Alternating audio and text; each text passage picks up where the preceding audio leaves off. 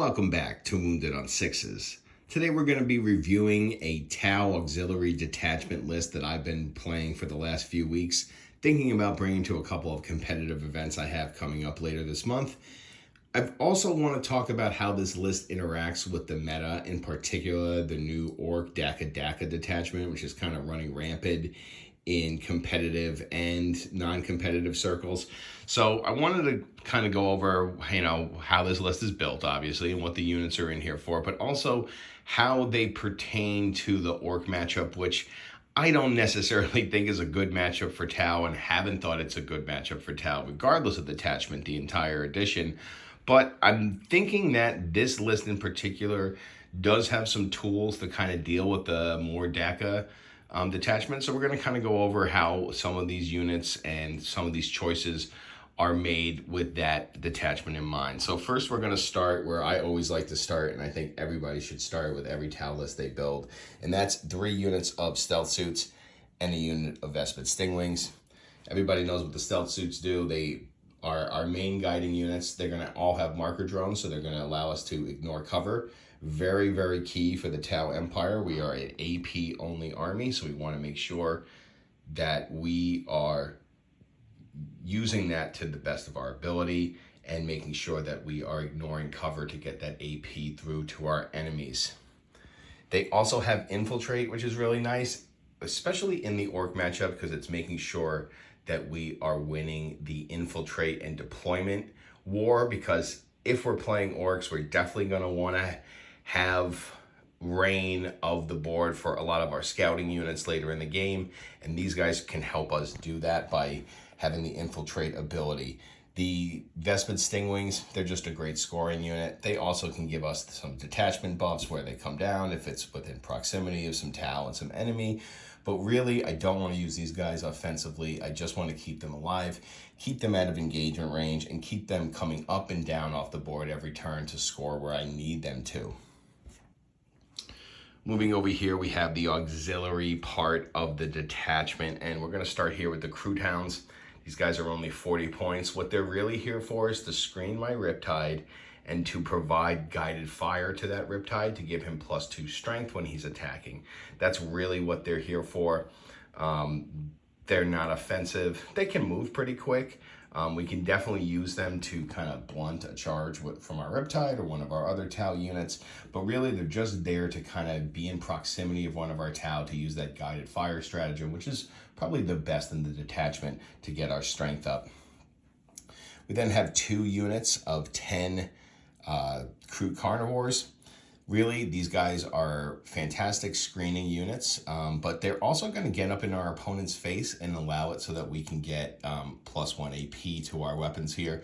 Again, against the Orc matchup, AP isn't really as important because they don't have very good saves, but, it also means that we can sometimes punch up against heavier, if they have a bunch of trucks or maybe they have a Stompa and we've kind of dealt with some of their infantry.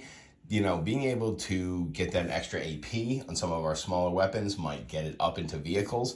But also what these guys are great for is they're good at the scout move, which is really important. That 7-inch scout and then a 7-inch move can put these carnivores in our opponent's face. And along with the rampagers that we're going to talk about in a second, our big plan here is to force the Orc opponent to use their WA in the first turn. And if we can go first, we can win the deployment war, and we can scout properly with the carnivores, which will help screen out our Tau line, but also with the rampagers that are going to help get up in our opponent's face, hopefully get some charges off, especially with the advance and charge. We should be able to, with a 7-inch scout, 8-inch move, an advance, and then a CP for advance and charge, we should be able to get at least one of our 3 rampager units into the Orc lines. And what we want to try to do is we want to try to put as much pressure on that Orc line as possible turn 1, that they feel compelled to try to use their WA on turn 1. That is, to me, one of the most effective ways to deal with the Orcs, because once you get their WA turn out of the way and they have to kind of fight through, some rampagers, a couple of carnivores here, they may feel obligated to use it, and then After that, the AP of our other weapons can go to town on the orcs. And the biggest thing that we have to worry about is not getting screened out by their Gretchen. There's a lot of orcs lists using Gretchen to kind of screen out and kind of almost like jail or punish you away from the orc line, so they can use their advance and shoot on all their infantry to come up and shoot you, and then wah to advance and charge and wipe you off the board. What we want to try to do is make them use that wah turn one to try to clear their lines. That way we can get in there. Now, we are not going to be able to do that if we don't win on the deployment war by getting our stealth suits, getting our ghost keels out in the middle of the board to make sure that they can't screen out their line with Gretchen. So what's really important is going to be deployment against orcs. And secondly is going to be, if we go first, scouting properly, using that scout move to get as many units as possible up into the board. And these 3 rampagers are really fantastic in any matchup for delaying our opponents. We want to use these guys effectively to make our opponents make poor decisions, have to deal with these guys in their lines early, and then still get shot at by the Tau units. Now the rampagers, these guys are not terminators. They have a very bad save. So if they get caught out in the open, they're going to be hurt. So what you want to do is make sure that you're staging these guys behind cover as much as possible. And I like to use them one at a time, not throw them all at once. Although if you are going at the orcs, you're probably not going to be able to get all 3 because you're only going to get 1 CP to advance and charge. But what I would say is you definitely want to get at least 1 up in their lines, with another 1 staged for turn 2 and a third 1 staged for turn 3. If you can throw rampagers at an opponent's lines every turn, it's going to delay them from getting to the rest of our Tau, which is going to be super, super important here. So that's really what we're going to try to use the rampagers as a delaying tactic, and kind of almost like a jail in a way that we're going to try to push them into your lines and keep you off the middle objectives long enough that we can get our Tau units in place for the kill. As we move along to the rest of the list, we have an ethereal here, and this guy is going to act as a guiding unit because now they have for the greater good. But he is also going to help us to hopefully generate a little bit more CP. There's a lot of decent stratagems in this list, helping to get AP on some of our Tau weapons, the advance and charge for the rampagers, the guided fire ability, which gives us +1 strength, +2 strength if we're within range of a auxiliary unit. So, there's a lot of good stratagems out there, and this guy's going to help give us the possibility on a 4-up every command phase to get an extra 1. And that means that we don't have to rely on ditching secondary cards to help us generate CP. He's going to give us a 50-50 shot each turn to get a little bit more. And now that he can guide, we definitely can use that because we do have a lot of, Kroot and Vespa units in here that cannot use for the greater good. So we could definitely use another guiding piece. We could also use them just to kind of hold down our home objective if we want. Not tough, not durable by any stretch, but that's what he's here for. We then have 2 units of crisis suits, and these crisis suits have kind of been curated, one for the general meta, but really that orc meta. And first off, we're going to have the star sights with burst cannons, with a cold star with burst cannon. Sorry, the cold star is not currently modeled properly to have 3 burst cannons and the high output burst cannon. But essentially, the reason why we're taking the star sights here is because almost all of these Dakka lists are bringing infantry heavy lists. So the star sights are fantastic anti-infantry. They're going to be strength 6. They're going to be -1 AP because they're targeting infantry. And then if we have some Kroot in the way there, they're going to be -2 AP. So we're going to be basically wiping out any unit that we touch on the orc side of the board. But also, they're really good at removing some of those big Gretchen units that can get in the way. I've seen star sights remove a lot of units off the board that are considered troublesome, such as pink horrors. They can definitely deal with the Gretchen very, very easily. Now, we don't really want to waste our crisis suits on Gretchen, but if we need to take out that Gretchen screen so that we can get our our strategy off against the orcs, and that's what we need to do. And that's what these guys are really good for. They're really good at clearing that infantry. Tank bust is gone. Loot is gone. Anything, they coming at us with some beast snaggers, we can wipe the entire unit off with this board. It is a ton of shots, just a ton of shots. And it can wipe an orc unit pretty quick. Also, big orc units is going to get natural rerolls to hit as well because, oh, I'm sorry, this is not the fire knives. I'm getting ahead of myself.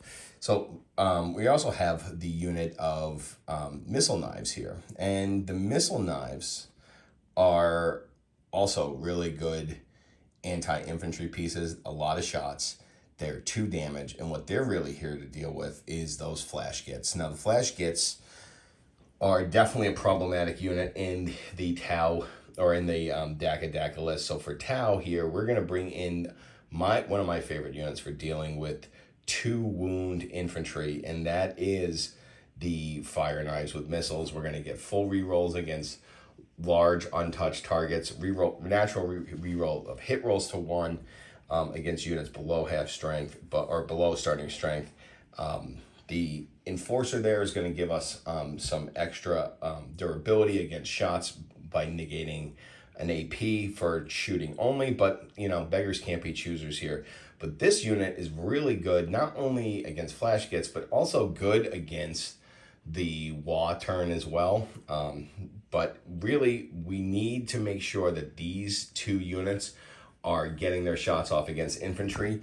The Star Sights unit, the Cold Star Commander, is also going to have the transponder, so he's going to be able to come down turn 1. So if we can go turn 1, if we win the roll off and we get our scout moves off, I think it's going to be really important to drop these guys down, especially turn 1. If we do need to remove that Gretchen screen on right away, we can drop them down in front of our opponent's lines turn 1, remove the Gretchen screen, and then make sure that we can get maybe some of our charges off with our rampagers to try to force the issue turn 1 and try to get that wall off turn 1 so that they're not getting the advantage of their advance and charge. They're doing all their damage turn 1, and then they have to suffer through the rest of our Tau the rest of the game. So that's really what we're trying to do with these units here, and we're trying to punish their infantry so that they're not making our lines.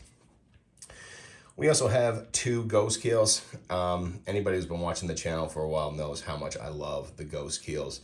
Normally these are going to be our screening units, but against orcs, they're not the greatest screeners because orcs have enough attacks to get through all of their defensive buffs.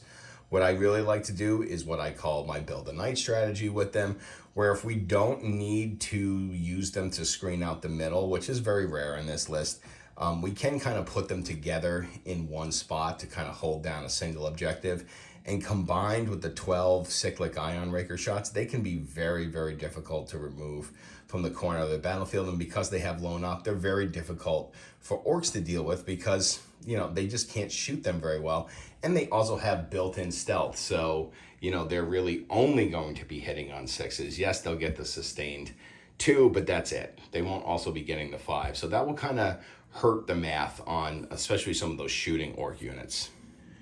Moving over to what's most likely the most controversial pick here, and that's going to be the Riptide with the heavy burst cannon. So there's a lot of reasons why I'm becoming more partial to the heavy burst cannon the longer we go on in this edition. So the ion accelerator is a good weapon, but I have a lot of problems with it. First of all, I need to take a hazardous test just to get it up to strength 8. Second, it only has 6 shots. Even when I'm guided, I usually only get 3 of them to go through on average.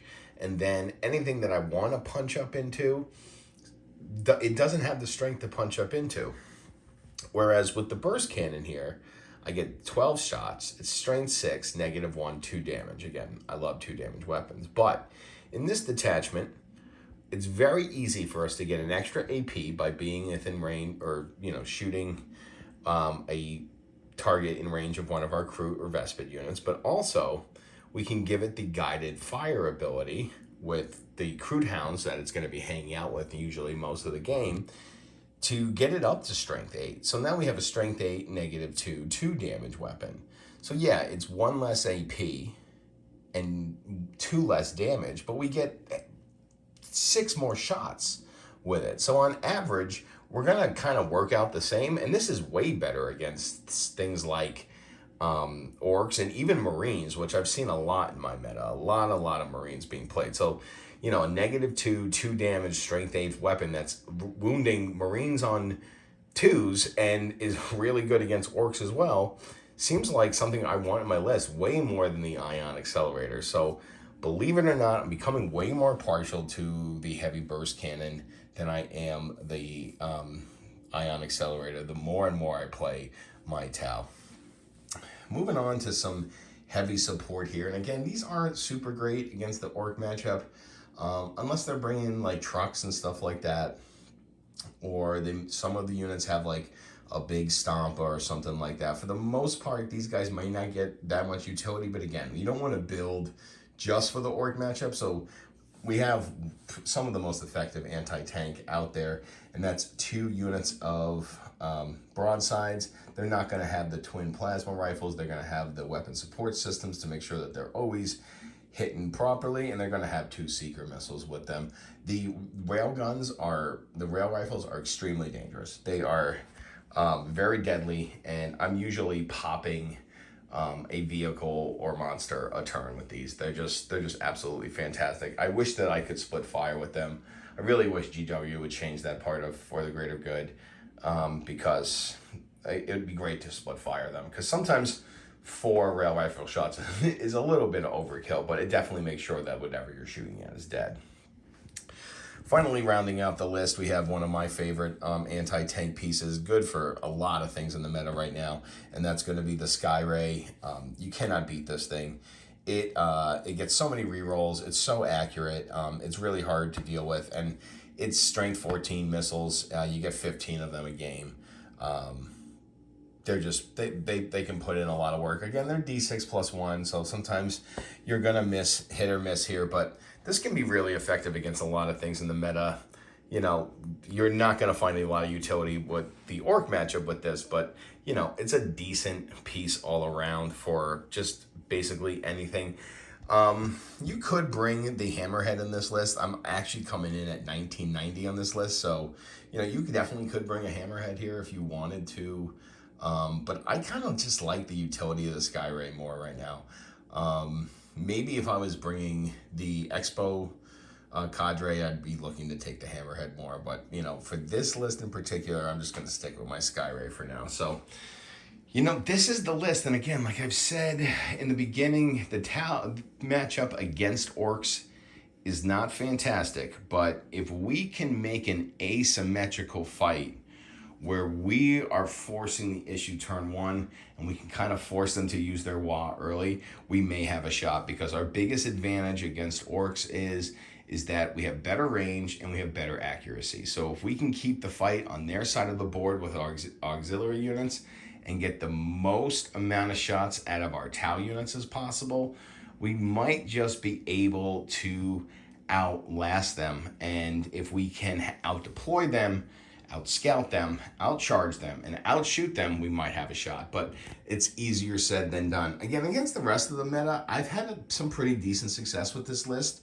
I am thinking about bringing it competitively. I do have 2 RTTs coming up this month, the 19th and the 25th. So it's going to be a very busy month. A lot of testing is going to be going on. A lot of playing around. We're going to have a lot more lists coming out. I have a lot of different builds, a lot more competitive lists. But let me know what you guys want to see. You know, I'm willing to take suggestions. I want to see what you want to see out in the comments. Let me know what you think about this list. Go ahead and like and subscribe if you haven't. And thanks for coming back to Wounded on Sixes.